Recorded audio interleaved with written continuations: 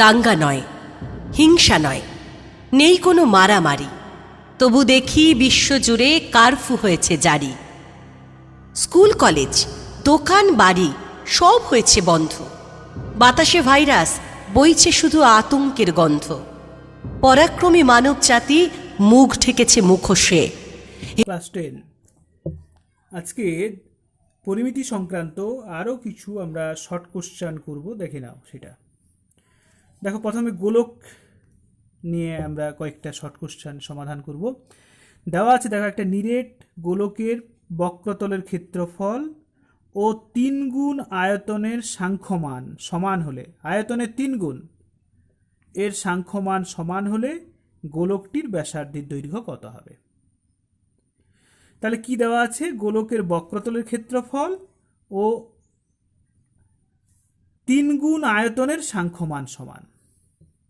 তাহলে দেখো, আমি প্রথমে গোলকের ব্যাসার্ধ আর ধরে নিয়ে আমি প্রথমে লিখে দিলাম বক্রতলের ক্ষেত্রফল। সূত্র তোমরা জানো, 4πr² হয়। আর এটার সঙ্গে কি সমান দেওয়া আছে? 3 গুণ আয়তনের সাংখ্যমান, মানে 3 ইন্টু আয়তনের সূত্র 4/3 πr³। তাহলে এই 3 3 কেটে গেল।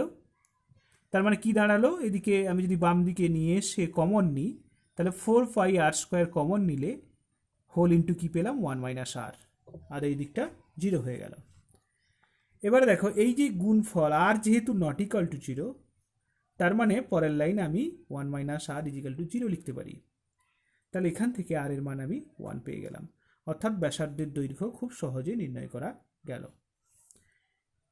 পরের অঙ্কটা দেখো, বলছে একটি নিরেট গোলকের বক্রতলের ক্ষেত্রফল একটি নিরেট লম্ববৃত্তাকার চোঙের বক্রতলের ক্ষেত্রফলের সমান। গোলকের বক্রতলের ক্ষেত্রফল নিরেট লম্ববৃত্তাকার চোঙের বক্রতলের ক্ষেত্রফলের সমান বলা আছে। চোঙটির উচ্চতা ও ব্যাসের দৈর্ঘ্য, চোঙটির উচ্চতা ও ব্যাসের দৈর্ঘ্য উভয়ই 12 সেমি বলা আছে। চোঙের উচ্চতা দেওয়া আছে আর ব্যাস দেওয়া আছে, দুটোর দৈর্ঘ্যই বলা আছে 12 সেমি। তাহলে চোঙটির গোলকটির ব্যাসার্ধের দৈর্ঘ্য কত হবে, এটাই আমাকে বের করতে হবে। তাহলে কি বলা আছে? নিরেট গোলকের বক্রতলের ক্ষেত্রফলের সূত্র আমরা জানি, 4πr²। আর লম্ববৃত্তাকার চোঙেরও বক্রতলের ক্ষেত্রফল আমরা জানি, সেটা হচ্ছে 2πrh। বক্রতলের ক্ষেত্রফল, সমগ্রতল কিন্তু বলেনি, বক্রতল 2πrh, যেখানে 8টা ব্যাসার্ধ, এইচটা হচ্ছে উচ্চতা। এবার এই দুটো সমান বলা আছে, 4πr² = দেখো বলা আছে 2πrh। এবারে 2π আর এর জায়গায় যেহেতু দেখো চোঙের ব্যাস দেওয়া আছে, তাহলে ব্যাসার্ধ কত হবে? 12/2।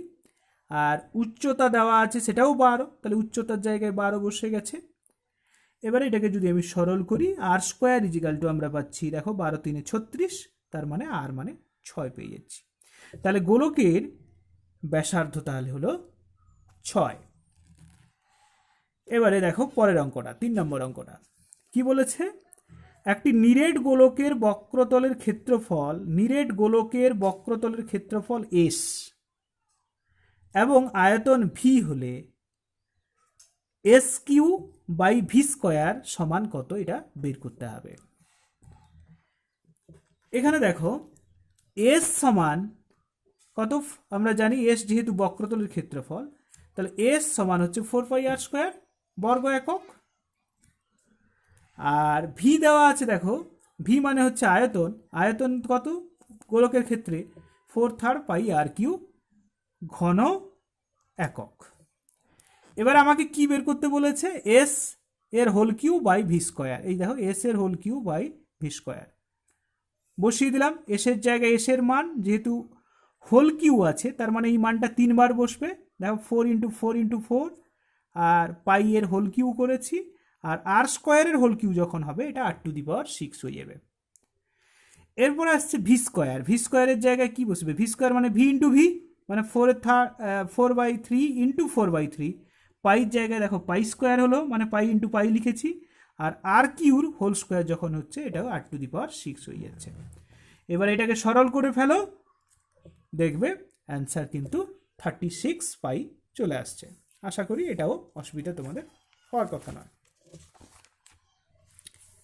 এরপরে দেখো কি বলেছে, একটি গোলকের ব্যাসার্ধের দৈর্ঘ্য 50% বৃদ্ধি করলে, গোলকের ব্যাসার্ধের দৈর্ঘ্য 50% বৃদ্ধি করলে বক্রতলের ক্ষেত্রফল শতকরা কত বৃদ্ধি পাবে? এটা দেওয়া আছে। তাহলে আমি ব্যাসার্ধ আর ধরেছি, তাহলে বক্রতলের ক্ষেত্রফল কত হবে? 4 পাই আর স্কোয়ার বর্গ একক। এবারে বলা হচ্ছে, মানে এটা প্রাথমিক অবস্থায় এটা ছিল, এবারে 50% বাড়ালে ব্যাসার্ধ কত হবে? আর প্লাস আর ইন্টু 50/100, কাটাকাটি করো, দিলে কি হবে? আর প্লাস r/2, তার মানে 3r/2 একক। তাহলে এখন বক্রতলের ক্ষেত্রফল কত দাঁড়াবে? 4 পাই আর এর জায়গায় বসবে 3r/2 তার হোল স্কোয়ার। তাহলে এইটাকে যদি তুমি সরল করো তাহলে কত দাঁড়াবে? 9 পাই আর স্কোয়ার, কারণ নিচে যে 2টা আসবে তার হোল স্কোয়ার হবে, তার মানে 4 কেটে যাবে, 9 পাই আর স্কোয়ার হলো। তাহলে বক্রতলের ক্ষেত্রফল শতকরা কত বাড়লো তাহলে? তাহলে ছিল, দেখো প্রারম্ভিক অবস্থায় ছিল 4 পাই আর স্কোয়ার, এখন হয়েছে 9 পাই আর স্কোয়ার, তাহলে বাড়লো কত? 9 পাই আর স্কোয়ার থেকে 4 পাই আর স্কোয়ার বাদ গেল। কার সাপেক্ষে বেড়েছে? এইটার সাপেক্ষে, তার মানে বাই হবে 4 পাই আর স্কোয়ার। আর যেহেতু শতকরা বের করতে বলেছে তাহলে ইন্টু 100 হবে। তাহলে এবারে তুমি সরল করো, দেখো 9 থেকে 4 বাদ দিলে হচ্ছে 5, আর এই 4 পাই আর স্কোয়ার অংশগুলো সব কেটে যাবে, তার মানে 5/4 ইন্টু 100 হবে, কাটাকাটি করো, এটা 25% চলে আসবে, 125%। অর্থাৎ বক্রতলের ক্ষেত্রফল শতকরা বেড়েছে কত? 125%। পরেরটা দেখো, এবারে কিছু একবারে 1 নাম্বার বা শূন্যস্থান পূরণের মতো কিছু আছে। বলছে দেখো, একটি তল বিশিষ্ট ঘনবস্তুর নাম তোমরা জানো, এটা হচ্ছে গোলক। একটি নিরেট অর্ধগোলকের সমতলের সংখ্যা, মার্কিট সমতল, তল সংখ্যা বললে দুটো হবে, কিন্তু যদি সমতলের সংখ্যা বলে তাহলে কিন্তু একটা হবে। কারণ নিরেট অর্ধগোলক যদি তুমি আঁকো তাহলে সমতল কিন্তু এইটা, এই অংশটা কিন্তু সমতল, তার মানে একটাই সমতল। এরপরে লম্ববৃত্তাকার শঙ্কু সংক্রান্ত কতগুলো দেখো কি বলেছে। এবিসি সমকোণী ত্রিভুজের এসি অতিভুজ, এই যে ছবিটা আমি দেখিয়েছি দেখো, এসি অতিভুজ এবি বাহুকে অক্ষ করে ত্রিভুজটির একবার পূর্ণ আবর্তনের জন্য যে লম্ববৃত্তাকার শঙ্কু উৎপন্ন হলো তার ব্যাসার্ধ কত? এখানে দুটো প্রশ্ন হতে পারে, যে এই সমকোণী ত্রিভুজটার লম্বকে অক্ষ করে যদি আমি রোটেট করি বা ঘুরাই তাহলে যে ঘনবস্তুটি তৈরি হবে তার নাম কি? অ্যান্সার অবশ্যই লম্ববৃত্তাকার শঙ্কু। আর একটা হচ্ছে, তাহলে যে ঘনবস্তুটি উৎপন্ন হলো তার ব্যাসার্ধ কত? দেখো তার ব্যাসার্ধ কি হবে? সমকোণী ত্রিভুজের যেটাই ভূমি যেটা সেটাই ব্যাসার্ধ। এখানে ছবিতে দেখো, তার মানে ব্যাসার্ধ হচ্ছে বিসি। তার মানে এই অঙ্কটা একটু বুঝতে হবে, নাহলে অঙ্ক করার মতো বা কষার মতো কিছু নেই। তারপর এটা দেখো, একটি লম্ববৃত্তাকার শঙ্কুর পার্শ্বতলের ক্ষেত্রফল ভূমির ক্ষেত্রফলের √5 গুণ, ভূমির ক্ষেত্রফলের √5 গুণ শঙ্কুটির উচ্চতা ও ব্যাসার্ধের দৈর্ঘ্যের অনুপাত কত? তাহলে পার্শ্বতলের ক্ষেত্রফলের সূত্র কি? শঙ্কুর পাই আর এল, আরটা তো জানো ব্যাসার্ধ, এলটা হচ্ছে তির্যক উচ্চতা। এইটা সমান তোমাকে দেওয়া আছে ভূমির ক্ষেত্রফল, ভূমি মানে হচ্ছে একটা বৃত্ত, বৃত্তের ক্ষেত্রফলের সূত্র কি? পাই আর স্কোয়ার, এই যে পাই আর স্কোয়ার তার √5 গুণ, এই যে √5 গুণ করেছি দেখো। তাহলে এইটাকে যদি এবারে সরল করো, পাই আর কেটে গেলে এল সমান হচ্ছে √5 আর, এল সমান √5 আর। আর এল এর সঙ্গে এইচ এবং আর এর তোমরা সম্পর্ক জানো, এল সমান হচ্ছে √h² প্লাস r²। এটা বসিয়ে দেওয়া হয়েছে, এটা সমান √5 আর। এবারে দুদিকে বর্গ করো, বর্গ করলে কি আসছে? h² প্লাস r² সমান হচ্ছে 5r²। তার মানে H A square is equal to কত দাঁড়ালো, 5r² থেকে একটা r² বাদ যাবে, মানে 4r²। তার মানে h/r দাঁড়িয়ে গেল 2/1, অর্থাৎ h/r দাঁড়িয়ে গেল 2:1। উচ্চতা ও ব্যাসার্ধের যে অনুপাত বের করতে বলছিল সেটা আমাদের বের করা হয়ে গেল।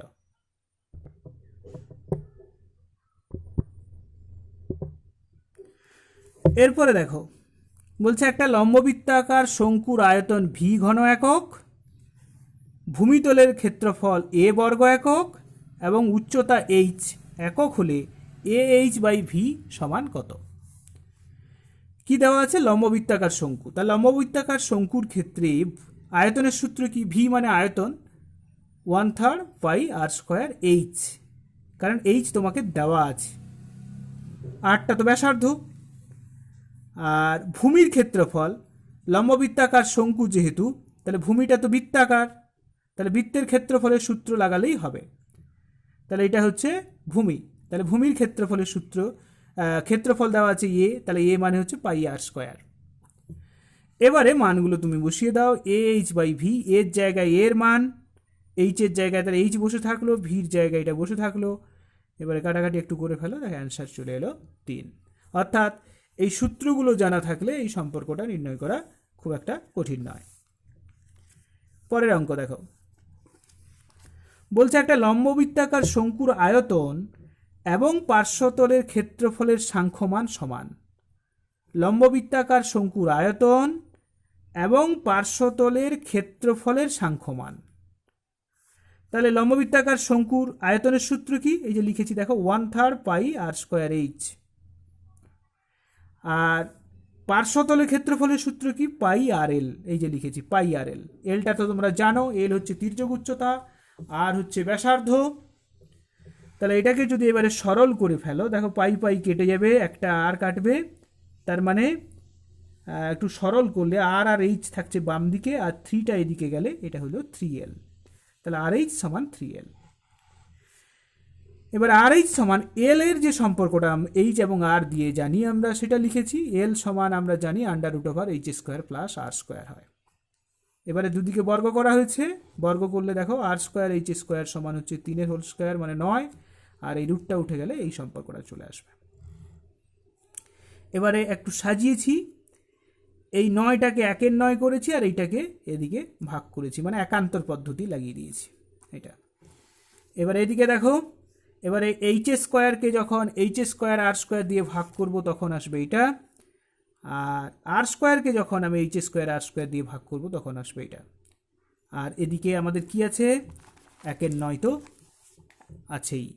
তার মানে এই সম্পর্কটা আমাকে প্রমাণ করতে বলেছিল। দেখো প্রমাণ কিন্তু আমাদের হয়ে গেছে। আশা করি এটাও তোমাদের ক্ষেত্রে খুব একটা জটিল হবে না। এর পরের অঙ্কটা দেখো কি আছে, বলছে একটা লম্ববৃত্তাকার চোঙ এবং লম্ববৃত্তাকার শঙ্কুর ভূমিতলের ব্যাসার্ধের দৈর্ঘ্যের অনুপাত 3:4। ভূমিতলের ব্যাসার্ধের দৈর্ঘ্যের অনুপাত 3:4, তাদের উচ্চতার অনুপাত 2:3 হলে চোঙ ও শঙ্কুর আয়তনের অনুপাত কত? এটা বের করতে হবে। দেখো এটাকে একটু শর্টে করানোর জন্য আমি কি করেছি, দেখো আমি চোঙের আয়তন বাই শঙ্কুর আয়তন লিখেছি। চোঙের আয়তনের সূত্র কি?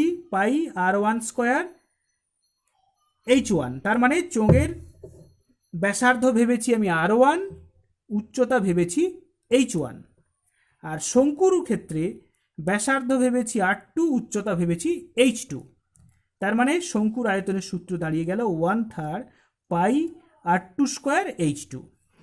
পরের লাইন দেখো, এই 3টা উপরে চলে যাবে, পাই কেটে যাবে। আর এইটাকে আমি লিখতে পারি এই দুটোকে বর্গের আকারে, আর এই দুটোকে এরকম করে আলাদা করে লিখতে পারি গুণের আকারে। এবার এইটার মান তোমাকে দেখো দেওয়া আছে, ব্যাসার্ধ 3:4, তাহলে মান কত হলো? 3/4 তার হোল স্কোয়ার মানে 9/16। আর উচ্চতার অনুপাত তোমাকে দেওয়া আছে দেখো 2/3, বসিয়ে দিলাম। এবারে সরল করে ফেলেছি, কাটাকাটি হচ্ছে, একটু কাটাকাটি করে ফেললাম। তাহলে উপরে দেখো কাটাকাটি করার পর উপরে আছে 9, নিচে আছে 8, তার মানে অনুপাতটা কত দাঁড়ালো? 9:8।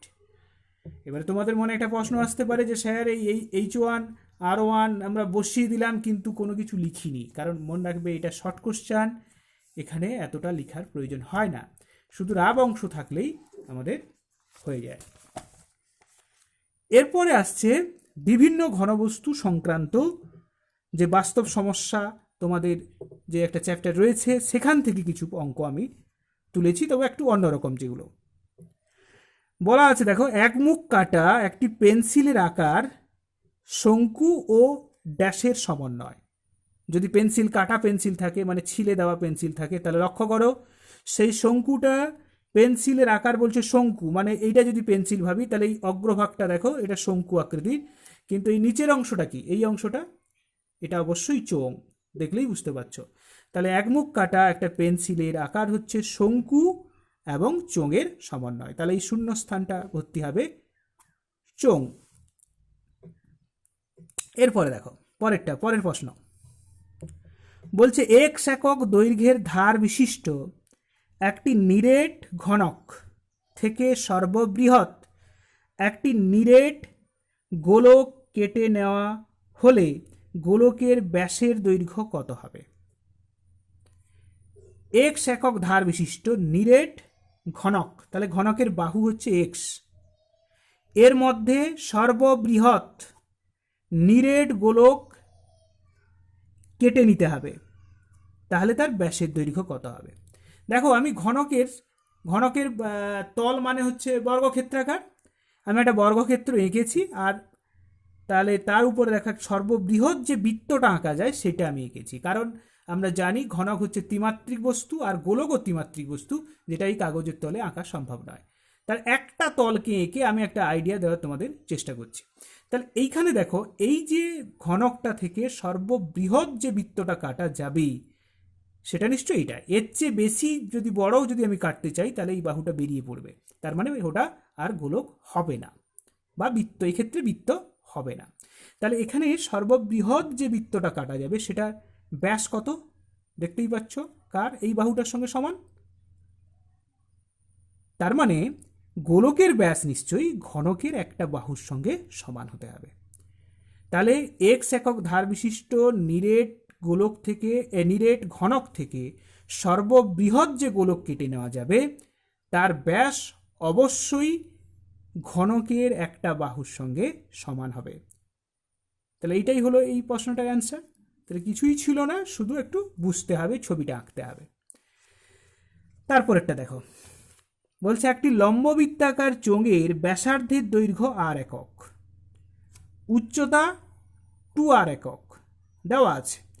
চোঙটির মধ্যে সর্ববৃহৎ যে গোলকটি রাখা যাবে তার ব্যাসের দৈর্ঘ্য কত হবে? লম্ববৃত্তাকার চোঙ এঁকেছি, তার ব্যাস দেওয়া আছে, ব্যাসার্ধের দৈর্ঘ্য আর, উচ্চতা দেওয়া আছে, তার মানে এইখান থেকে এইটুকু দেওয়া আছে আর এইটা উচ্চতা 2r দেওয়া আছে। এর মধ্যে সর্ববৃহৎ যে গোলকটা রাখা যাবে তার ব্যাসের দৈর্ঘ্য কত হবে? দেখো আমি ছবিটা এঁকে দেখিয়েছি, এর মধ্যে দেখো সবচেয়ে বড় যে গোলকটা রাখা যাবে সেটা নিশ্চয়ই এই চোঙের এই দুটো বাহুকে নিশ্চয়ই স্পর্শ করবে, এই দুটো অংশকে, বাহু না বলে অংশ বলা উচিত, এই দুটো অংশকে নিশ্চয়ই স্পর্শ করবে। সর্ববৃহৎ বলেছে, এর চেয়ে বড় নিশ্চয়ই আর ঢোকানো যাবে না। তাহলে এই দুটো প্রান্ত যদি স্পর্শ করে থাকে, তুমি দেখেই বুঝতে পারছো এই গোলকের ব্যাসার্ধ কত হবে, গোলকের ব্যাস কত হবে?